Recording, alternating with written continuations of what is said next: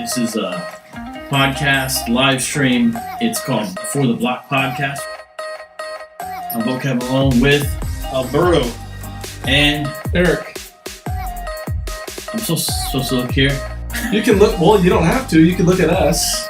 We're gonna do something a little different. Casually, kind of go over some news stories with you all, and then talk a little bit about these news stories from a Christian reform perspective with an apologetics bent. Andrew Tate, he is viewed by some people, I hope so less, as some kind of conservative cultural warrior. I don't think that he is that. I think that's a mistake for people to think of him that way. I mean, he totally disregards marriage, for example. That's not especially a Christian conservative principle. And so he was arrested in Romania.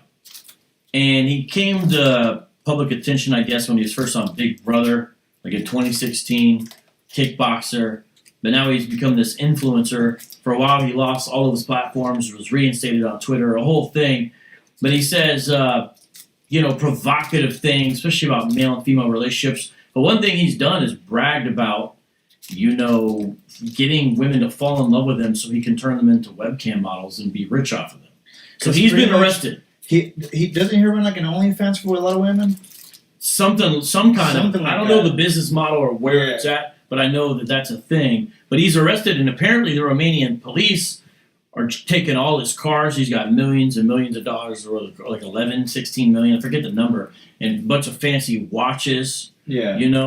And it's very interesting because, he's basically bragged about stuff that kind of borders on illegal activity, and it seems like they're getting him for that. Like, there may be exploitation charges, trafficking charges, there's questions about ages. I don't know all the details of the case, but it's interesting. Now he's been brought to the forefront. I think it was a shame that so many Christians seem to admire this guy.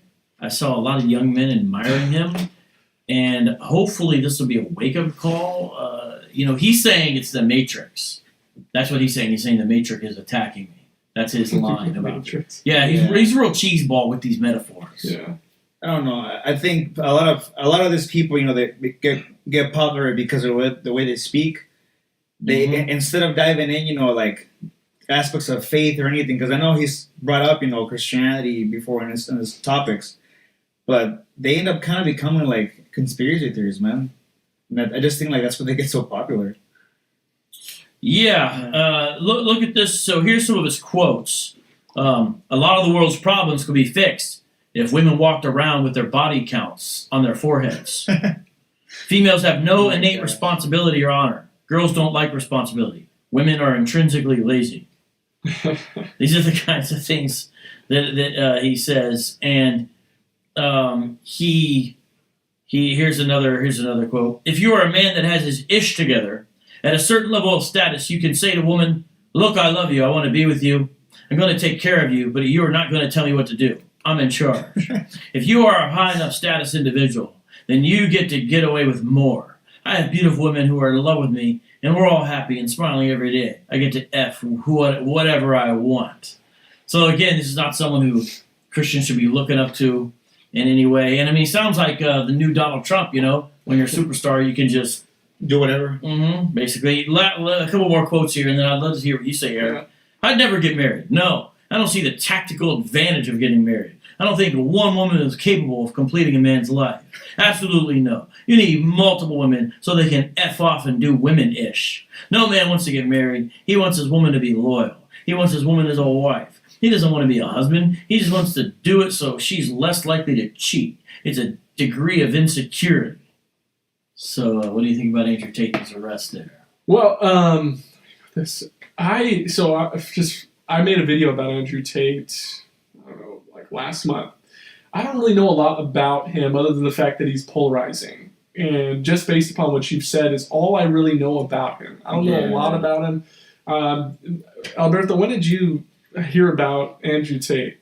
Well, initially it was all the videos, that people kept collecting of him, And again, I don't hate the guy, obviously we shouldn't hate, people that are especially unbelievers, but there was a lot of things he was saying about Christianity that Christians have pretty much no backbone. because people insult us. We don't do anything about it. We don't speak up about it. I know he was, trying to find like the one true religion. But I remember coming up on a video on TikTok saying that the Christians, anywhere in the country, they're getting persecuted. But here in America, that someone could wear a shirt that says Jesus is gay, I believe it's. He was saying in London. Yeah. Oh, in London, yeah. I could.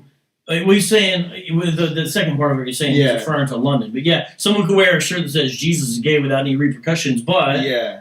And pretty much he was saying that if it was Islam, like if you were to offend Allah, that you will get killed, or or there would do something about it. But I don't think he's getting the picture of Scripture. Like, we're not supposed to repay evil for evil.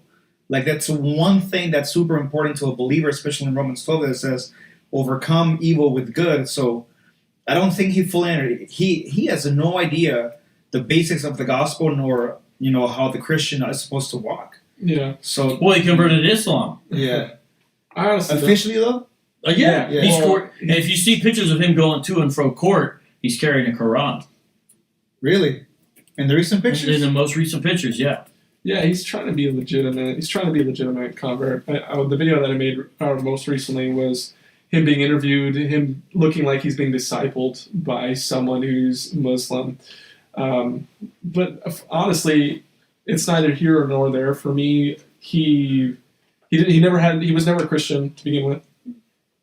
He was just a misogynist, and he still is. He still represents that. Yeah, in that case, I'll agree, because I know most people just throw that word out there. Yeah, but he was. He is. Yeah. Yeah, he is. And I'm surprised, Vocab, you mentioned that there are Christians that like this guy. I've only ever heard of Christians personally saying, "Hey, look at what this guy said." That's good. That's good. Okay. That's good. Some of the younger guys, they feel fed up with the way things are, and they're like, "Hey, this guy's motivational, and he says a lot of true things about men-women relationships." But I mean, I think that shows you some of the confusion, especially for maybe Christian young men, or maybe about rules and all that in society in general, and it affects people that are called Christians. Interestingly enough, apparently even he's got some kind of influence amongst some Hebrew Israelites. Because Nathaniel from IUIC, I saw a clip from them, and this is the biggest One West group, was saying some of you men or some of you women don't like Andrew Tate because after listening to him, your husband started acting like a man, but you like the old sissy version of your husband. But now they're being men because that's why you don't like Andrew Tate. And then he came out with another video, Nathaniel from IUIC, because they like to play on social media trends. Yeah. That's why I happen to see these. Yeah. The other one was so cringe. I try not to use that word all the time because I know people use it now.